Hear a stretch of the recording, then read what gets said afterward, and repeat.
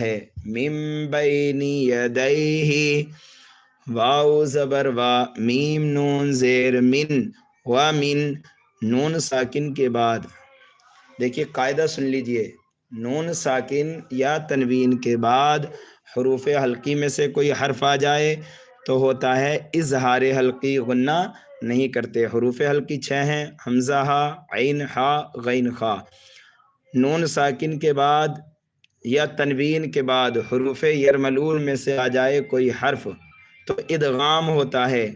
حروف یرملون بھی 6 ہیں: یا، را، میم، لام، واو، نون۔